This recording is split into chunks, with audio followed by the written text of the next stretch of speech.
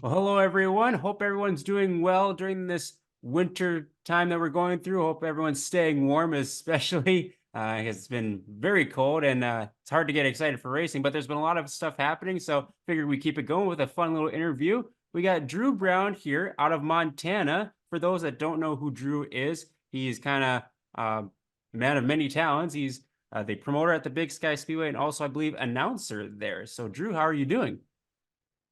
I am doing fantastic today, Mason. Thank you for having me. I watch a lot of your work, and I was just excited to get to hang out with you for a little while.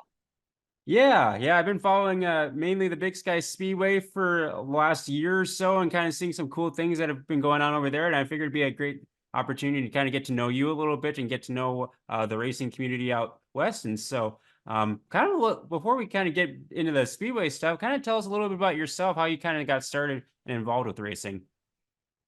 Absolutely. So since I was in my mom's belly, I've been going to the racetracks around here. So always watched the races growing up, and I always wanted to be a race car driver. And had a huge fan, or I was a fan first, right? I got to meet some of my heroes as I was growing up, and I ended up getting to work for some of my heroes as I got even older. But when I turned 17, I got to start racing a four-cylinder compact class here at Big Sky Speedway, what was then BMP Speedway. Got my butt kicked for a year, and then I was like, "Hey, I'm going to move up to street stocks," and got my butt kicked for another year. But I learned a lot. I had a lot of fun.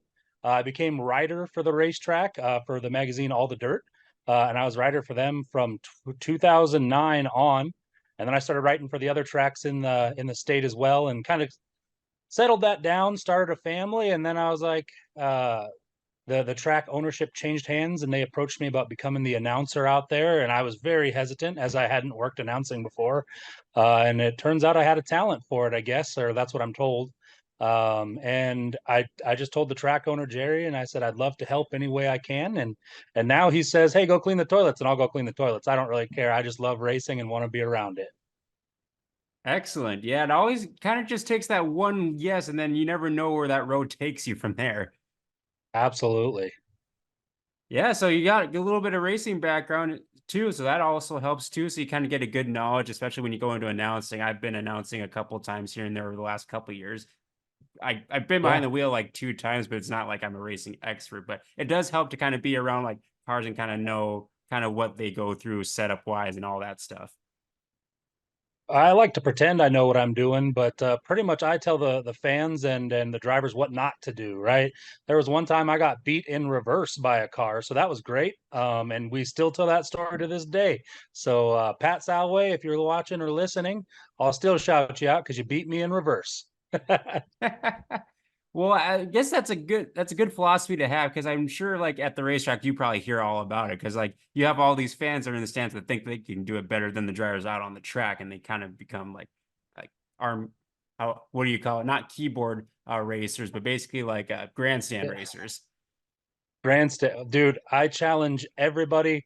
Every time I see some dads in there nudging his kid, pointing at cars, saying I can do that, I tell him, I'm like, hey, this car and this car is for sale. Why don't you go down there, buy it, and show me what you got, especially for our sport compact classes, street stock classes, wingless sprint cars, legends. I mean, there are some affordable classes now to get in, and I love to egg the dads on, and it has worked. Some dads have bought cars, and I can't wait to see what they do in 2024.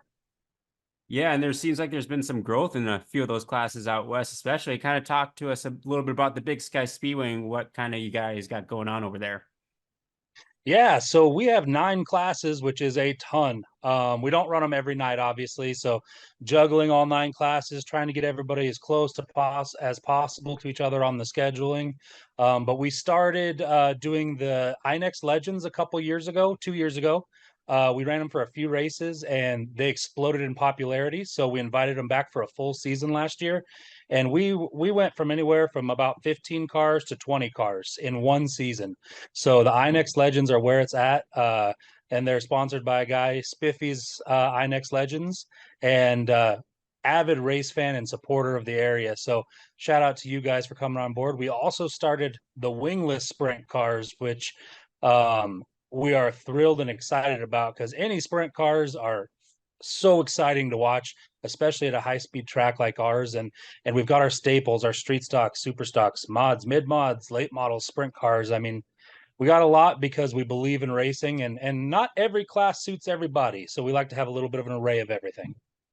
Yeah, I've been following specifically the legends because especially over here where I'm at in North Dakota, they've exploded as well. I There's some tracks that run 25 to 35 on a regular night of racing, like consistently throughout the year, and it's been crazy how much they've grown across the state. And Yeah. it's great to hear that it's spreading out west as well. Well, I guess I now's as good of a time as any. Even the old track announcer bought a legend, so I can go kick the old dust off and maybe go racing. This is breaking news, my friend. Nobody else has this. So, yeah, I bought a legend. We're putting it together slowly because it's a fun class, and you can race anywhere in the United States with them, and they're a great group of guys around here. I'm really proud of that class. Yeah, that is very true. They're very affordable, and that's kind of like what I hear, that they're really affordable, really kind of easy to like learn. Obviously, you can do some setup stuff, but it's nice to kind of, if you're really green into racing, a really good class to kind of jump into. Absolutely. And now kids kind of have a jumping point or going, you can kind of choose. Do you want to go late model path or do you want to go sprint car path, right? So a lot of people are looking as a quarter midgets into legends as the first jump, and then legends into wingless sprints, and then wingless sprints into 360 sprints. So, which is beautiful because for a lot of years, some kids had to go from quarter midgets up to 360 sprints. And my gosh, that is a big jump. And some of them worked out perfect and are fast, and some of them, like myself, struggle. So those couple extra jumping points definitely help.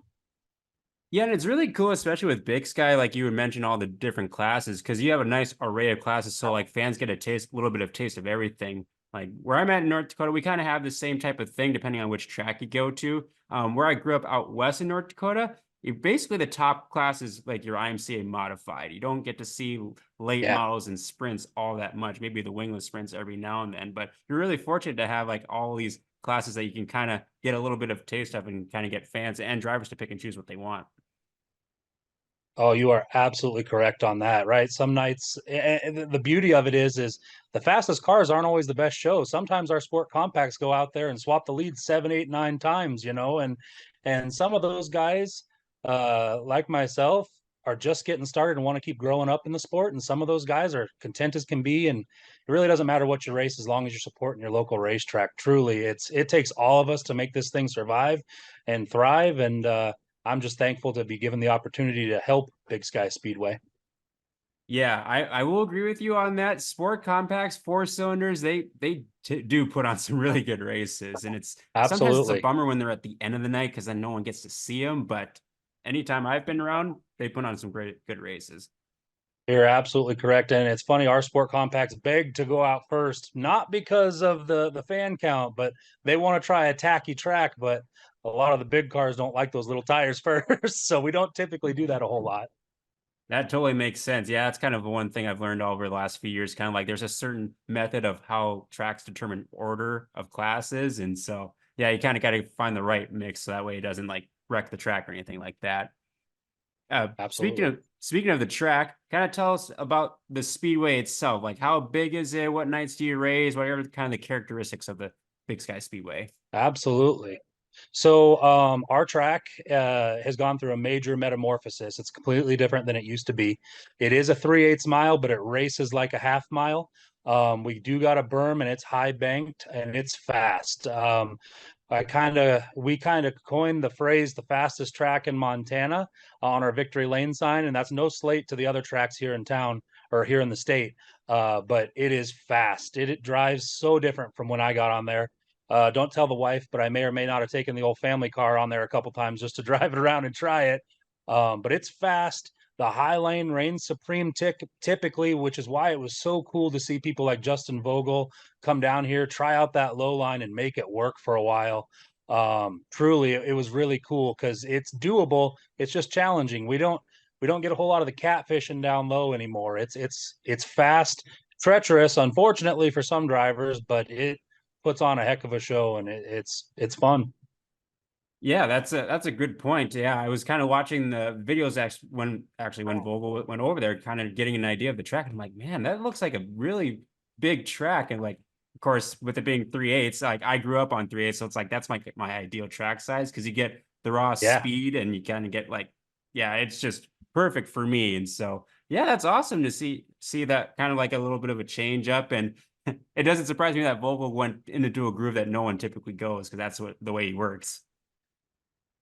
Oh man, all those guys, that national championship battle when they came to town, they put on a great show. And if they're watching, thank you guys for coming out.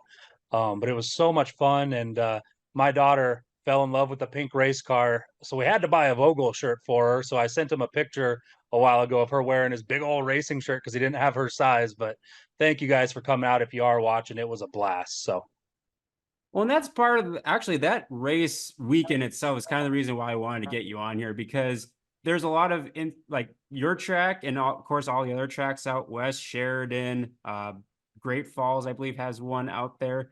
yeah. Just all sorts of tracks that are really great, but no one gets to hear about it or there's not a lot of exposure. Well, you guys at Big Sky do a great job promoting on social media. I love all your posts and even like some of the event names that you have for your race nights are really cool. So Yeah. what was that like just having that weekend to kind of really like be kind of like this one of the standalone events in all of like Wasota basically and get to showcase your track?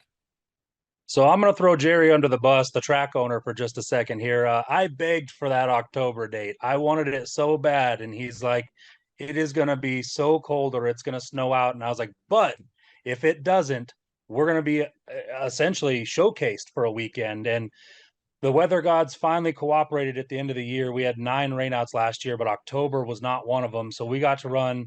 I got to figure out a cool name for it. I wanted to do like the Jack O' Lantern Mayhem, something fun for our October race. But if you had told me a couple years ago that I got to announce the moment that a man became the national champion, I would have said you're crazy. And I got to do it last year, and I may have egged him on, and I was like, "Hey, if you win, can you do some burnouts?" And he was like, "Are you guys going to get mad at me?" And I was like, "Well, I should probably talk to the track guys, because they're the ones, not me." So, and hey, the track was tacky, and he still got her to spin around a little bit. So that was pretty dang cool. Yeah, that was a fun weekend, and especially like the way the national championship worked out. Like I think we were at like a couple of like double headers, but they were just one show over 2 days over here, and so Yep. we were kind of like following along on my race pass. Like, all right, how's it going over there? Like, this is where like Vogel's at, Brower, all that, and it was really fun to Yeah. follow that throughout the entire night. Well, and I just the best part about that is how Vogel heard about our racetrack. And I don't know if you know this story or not, but he told me he learned about Big Sky Speedway when I took a mud dive. I made a bet that if essentially if we got a certain amount of likes on our social media, I'd jump into a mud puddle. Well, the mud puddle ended up drying out and we got all the likes. So I jumped into a stagnant mud puddle at the bottom of the racetrack. And that was the most disgusting thing I've ever done in my life. And I don't recommend it. But that's how he heard about the racetrack. So who knows if we wouldn't have had that. And all I had to do was take a little swim and then a heavy, heavy shower afterwards. Well, you and Vogel kind of have the same personality because I think he jumped into a lake either last spring or the year before in the winter, and I was like, yeah, you no, not for me. Yeah, he's a little bit more I don't know if I'm allowed to say, but badass than I am, being a firefighter and all, but pretty dang cool. Yeah, yeah. So that was an awesome way to end your season. Like yeah, like you said, you guys had some rough weather for the first half of that year. I couldn't believe how many rainouts y'all had. Made me want to cry, man. Like we had 7 late model shows and we ended up only getting 3 of them in, which was such a bummer because contrary to popular belief, late models are my absolute favorite class to watch. It was my dream to race late model growing up, and they got just hammered hard. Super stocks, kind of the same thing. They don't have a whole lot of races here, and Mother Nature just wasn't kind. But I mean, what can you do? You keep plugging, you keep trying your hardest, and you keep promoting these events, and hoping it works out. And sometimes it does, and sometimes it doesn't. But we do this for the love of it. So Yeah, and while we're on the subject of racing, what are some of the big like marquee events that take place at Big Sky Speedway? Whether it's maybe just starting this year or just some that continually happen every single year. absolutely. So we have a brand new event this year. Some late model drivers love it and some hate it. We have the topless late model race, which is going to be really exciting. We had a bunch of drivers approach us about taking the tops off because about 10, no, not 10 years ago, quite a while ago, we ran topless races in all the Wasota classes, and that kind of went away. So we asked Wasota, they said they can't do it. So it's an unsanctioned race. They're going to take the tops off so the fans can see the drivers in there. It's going to be an incredible night. I'm really excited about that. We also have the Hillbilly Nationals, which is our sport compact special. Uh, we try to get a big dollar amount for that because those guys don't often get the spotlight that they deserve, and all classes deserve truly. But that's going to be a big night. We're looking forward to going into year 2 of that. And then our marquee event for the year is the Harvey Ostermiller Memorial. It's a 360 sprint car race, paying 12,012 to win. We actually upped the payout to start, and we're going to release the full payout soon. But last year we had Dominic Scalzi here, Jake Buback, the winner. I mean, it was a great show. And the sprint car guys don't normally let me announce, and they let me announce a little bit. So I was just like a kid in a candy store last year with that event. Yeah, I think that was the same weekend we had the World of Outlaws in North Dakota. And one of my good friends who's on the podcast with me, he's a big sprint car fan. And so he was kind of following along, kind of like, it's like, hey, Jake Boobox there, Selzy's there. I'm just like, well, I don't know these guys as well as he does, but he was getting a good kick out Yeah. of that race weekend as well. Well, I was kind of poking and prodding all these big national guys. I really wanted to set a new track record, but the track conditions just weren't quite condoning that. The first night we went dry, and we never go dry anymore. So that was weird. And so that night was out for the track record. But the second night we knocked on the door, and it was just great racing. Harley White came up here. I got to talk to her for about an hour, and ended up getting to make the numbers for her car, which was pretty dang cool. But just it was a great year, man. All in all, everything we got to do, and this year's looking to be even bigger and better. We have kids' night. I didn't even talk about that. Where at the intermission they get to come on the track and meet their favorite drivers. The Mark Reeker Memorial Sprint Super Stock Race, the Mountain States Modified Tour. So we're hoping to see some of you North Dakotans and South Dakotans over here for that. 2 days, 2 full events, higher payout. That's exciting. I mean, just so much. Yeah, yeah, it's a good looking schedule from what I saw, and yeah, I would love to get out there for a weekend, especially when you have like a double header or something, kind of make the long Yes. trip out there worth it. Because I think if I looked correctly, I think it's like an 8 hour drive from where I'm at to get out there. Yeah, it's not short, man. We know it's a drive for these people, and that's why we try to do 2 shows instead of one big show over 2 days. We are firm believers in 2 show days, so we can get the drivers some money back, get them some relaxed time with their teams and family, and they get to go check out Billings because there's a lot to do here. Unfortunately, we got a lot of refineries in the area, so it's not as pretty as some of the other areas, but we have a lot to do in the area. And I'm a fat guy, so I know what's good food. So ask me. Yeah, I mean, I haven't been like I've driven through Billings many times, like when I was younger, but I haven't really stopped to experience Billings. So that'd be a really kind of good destination, especially. Do you ever get to go Absolutely. out to any of the other tracks in around Montana or even Wyoming? I do. Every year we make it a plan to go to the other tracks. I think that's really important to not necessarily cross promote, but to talk to the other guys. I go to Gallatin Speedway every year because that's actually where I graduated high school, was from Belgrade, Montana. So it's weird going up there and being a visitor at what I used to consider my home track. And I go to Electric City every year for their 4th of July special. Sheridan, I go to at least once a year. This year, we're trying to find a date. Unfortunately, we almost all of our race dates clash on that one. So, but absolutely, I love every track in the state and south of us for different reasons for each track. Yeah, and I don't know like the landscape of like how close the tracks are. How close would you say? What's the closest track to you? Probably Belgrade, I assume, but how far of a drive is that? Depends how fast I'm driving, because we have definitely broke some laws and got there quicker. But Sheridan's a little closer than Belgrade, but not by much. It's about an hour and a half or 2 hours, Okay. no matter which way you go to another track. Great Falls is about 3 hours from us. Wow. Yeah, so you guys get pretty spread out rather quickly. Yeah, and I mean that's why we have to work together. We need each other's help to combine the classes, and so that the travel schedule isn't so horrendous for some of these drivers.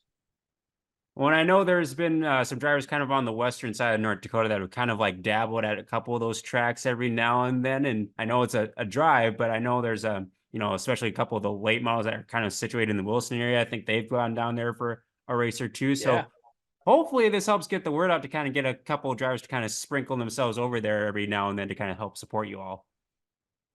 Well, we would love to have them. And if I don't get a chance to personally go down there and shake your hand, I'm disappointed with myself because I like to meet a lot of you drivers. Unless you're changing in your trailer, I always hate that because that seems to be the time that I always walk up and I'm like, oh, didn't need to see that.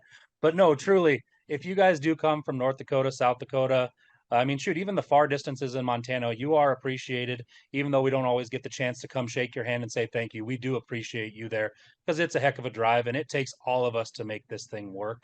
But no, I truly invite you guys come drive, and this track's fast. It truly is. And put on a show for the fans because the fans love it. Yeah, what's the fan aspect like? Do you get a lot of fans that come in for the weekly shows? Is it a good turnout?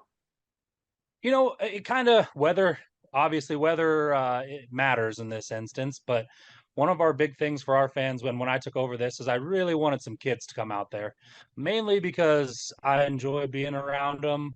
I'm kind of silly in the announcers booth. I'm not quite as professional as, the high limit guys, the World of Outlaws guys, but I like to have fun. I like them to have fun.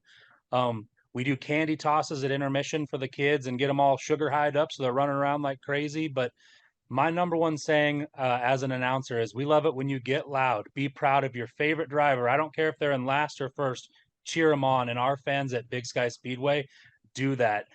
We had, and I'm forgetting his name. He's the I believe, Australian in the legend car. Oh, Glenn He's Mitchell. fat. Glenn Mitchell. Yep. Yes, he came down there and he got to do his Australian chant. And he was like, I don't think I've ever heard a track so loud. And I was so proud of my Big Sky Speedway fans because they got loud and we had a great time. And truly, I love every fan and appreciate them for coming out too. I love to give them free stuff. So I'm trying to get them t-shirts, koozies. It doesn't matter. I like to hang out with the fans. Well, it's awesome that you added a kids' night because, well, personally, that's one of my favorite nights too. It's really good to get everyone out on the track and kind of get them up close and everything. But that's gonna be a really popular night, believe me. Last year when weather was threatening, so we didn't get to quite do as much as we wanted. But the kids were on the tracks taking pictures with the drivers. A bunch of drivers were handing out hero cards, stickers, candy, and it was just a great time, man. Because I remember being a kid and the drivers seemed untouchable until after the races. So getting to stop the action, feel the dirt track because not all the kids get to go down there. Um, it's truly special, and getting to see their face light up when they're like, really, I can get in the car. We have so many good drivers about letting kids sit in the cars, and we even have a couple who let them Sharpie their cars, and shout out to those drivers. They know who they are. But it's so cool. And even my kids, even though they literally are around this 24/7, they still love going on the racetrack and meeting all the drivers that they've met 100 times. So it's great. Yeah, that's awesome. Definitely, if you're in the area of Big Sky Speedway or do you want to make a visit out west, maybe on your way out towards the Rocky Mountains, stop in Billings and check out a race night. I believe you race on Friday nights. Saturday nights primarily, but we're running a boatload of 2-day shows. So if you stop by on a Friday, we might be there too. Excellent. Excellent. Yeah. So definitely stop by the Big Sky Speedway. The track is located north of town, so you have to go a little ways beyond, but it's really, really cool seeing pictures and video of it. I hope to get out there one day. Haven't been out to a track out west, and so might be this year, maybe the next year. One of these days, it's my goal to get out to Big Sky Speedway for sure. I feel like if we get a certain amount of likes, you should jump in a mud puddle with me this year. Oh, Actually, I geez. don't want it to be a mud puddle. Let's do something else. Let's do like a slip and slide or something because that was terrible. But we'll figure out something. You and I can cross promote this and make it fun. A slip and slide I would definitely do that. I don't know about a mud puddle. Yeah, I don't recommend that. So we'll figure out something if you do come down and we'll make it fun. Maybe we'll let the fans throw some water balloons at us on the front stretch. I don't know. We'll figure it out. There you go. It'd be good exercise for me for marathon training. Yes, sir. Yeah, and good exercise for me because I like burgers. Well, I appreciate you, Drew, taking some time and talking about Big Sky Speedway. Be sure to follow them on Facebook. They're very active on social media and got some cool stuff coming out, hopefully in the next few weeks and months leading up to race season. And so thank you once again, Drew, and hope everyone enjoys the off season and gets ready for the racing season coming up. Thanks again, Drew. Thank you.